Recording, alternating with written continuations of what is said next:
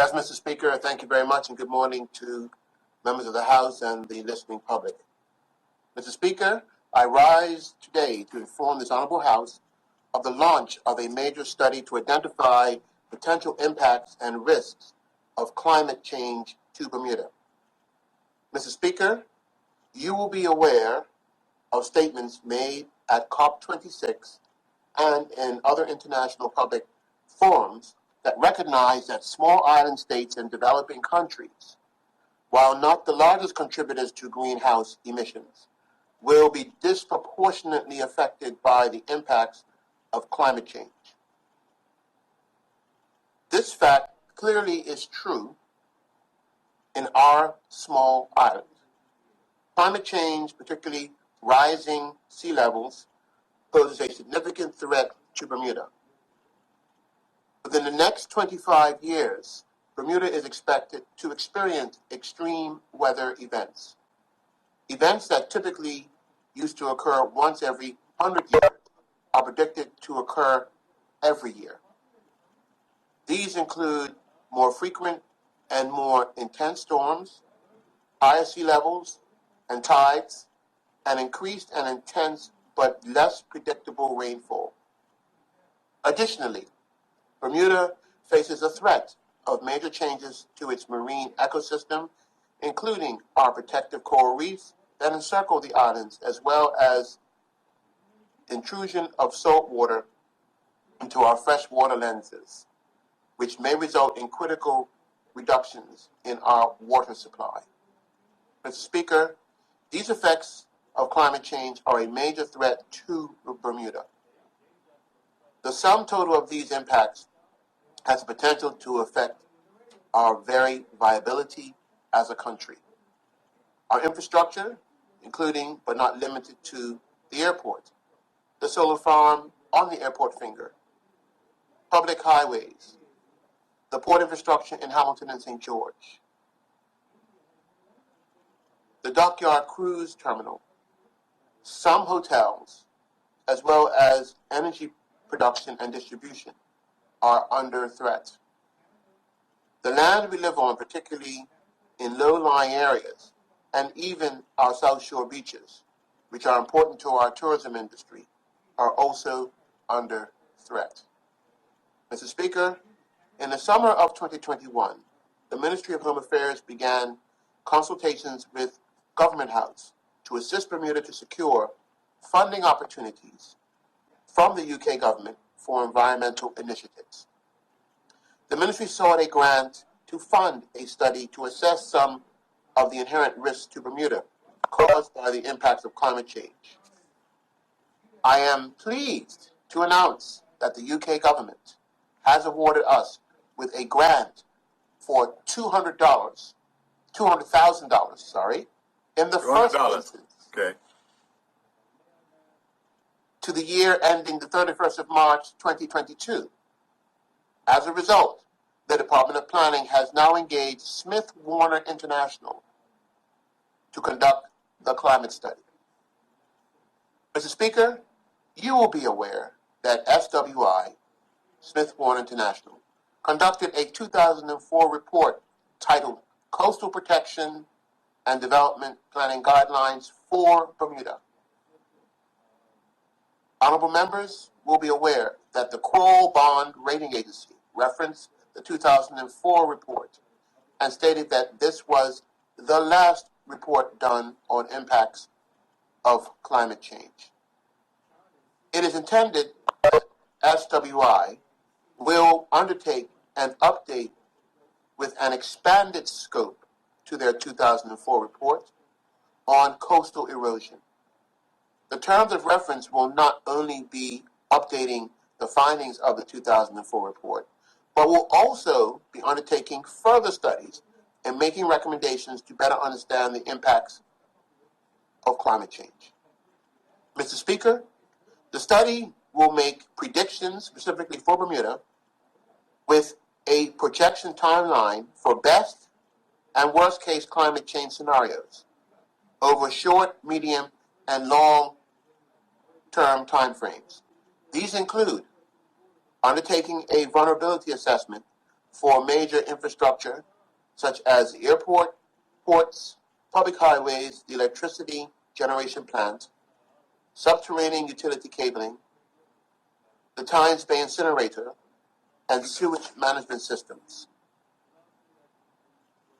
Identifying what effect sea level rise will have on waterways, inshore ponds, and marshes from an ecological perspective.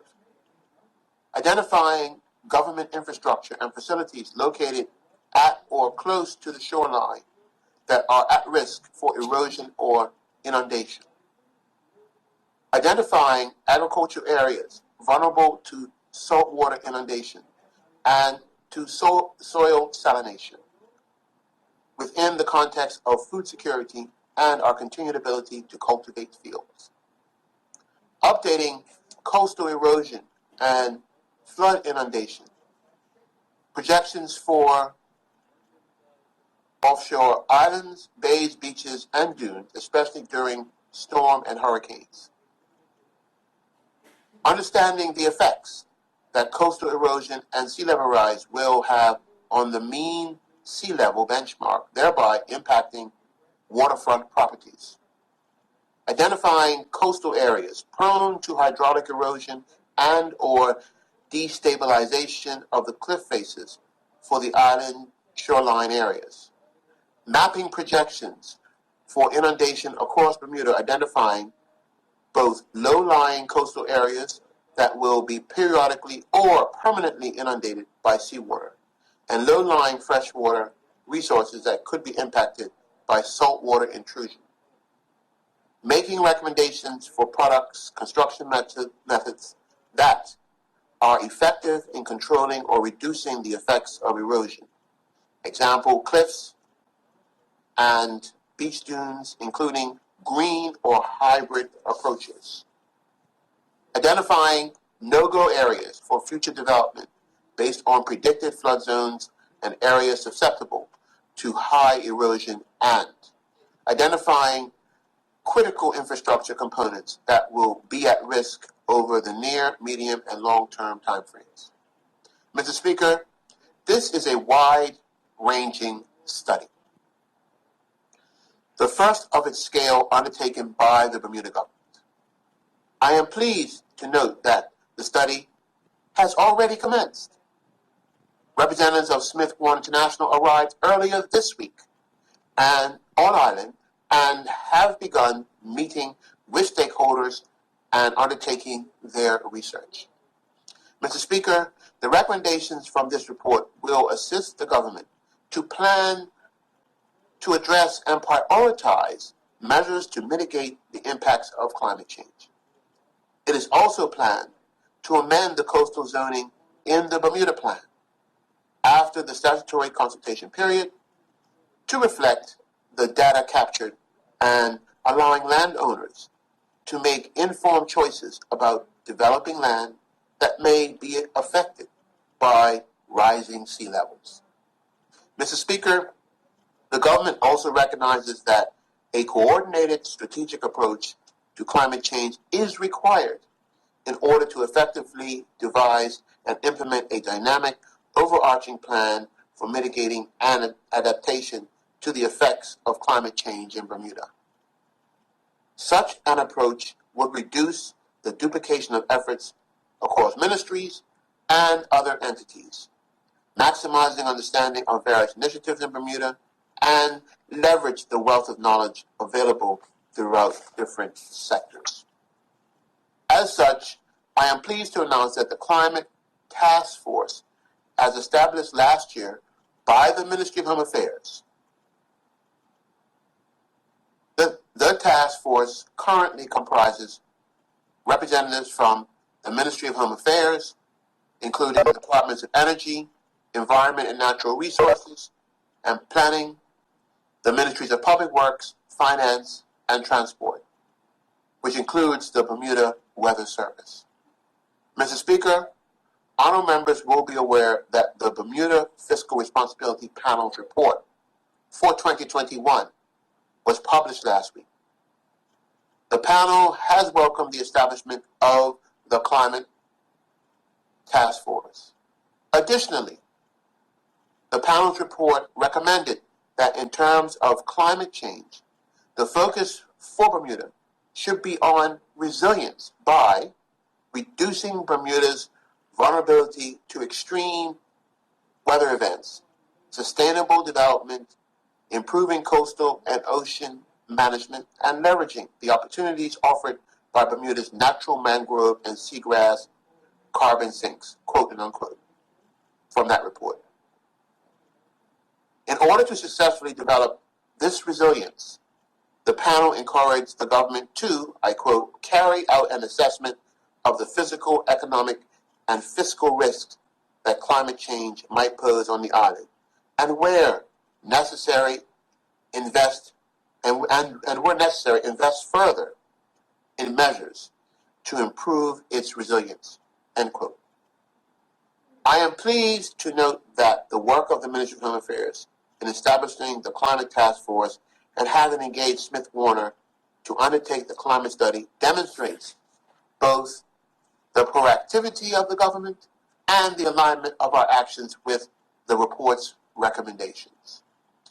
Mr. Speaker, in closing, I would like to thank Her Excellency the Governor, Rena Lalji, and her team, in particular, Mrs. Pearl Joseph, Government House Policy Officer, for their efforts to secure funding to help Bermuda identify the risks and prepare for the inevitable effects of climate change on our islands.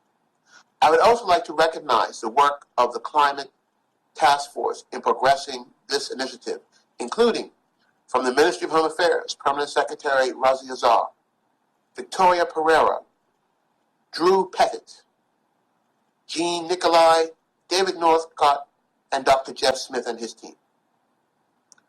From the Ministry of Public Works, Permanent Secretary Randy Rochester, Kirk Outerbridge, Stephen Conway, Sean Patterson, Austin Kelly, and Tariq Christopher. From the Ministry of Transport, Permanent Secretary Jasmine Smith. From the Bermuda Weather Service, Dr. Mark Ishard. And from the Ministry of Finance, Hassan Dora. I look forward to updating this Honorable House in due course when we receive the results from the study and as we move forward to tackle the important challenges that climate change brings us. Thank you, Mr. Speaker. Thank you, Minister. Members, the next statement this morning is from the Minister of Education. Minister, would you like to present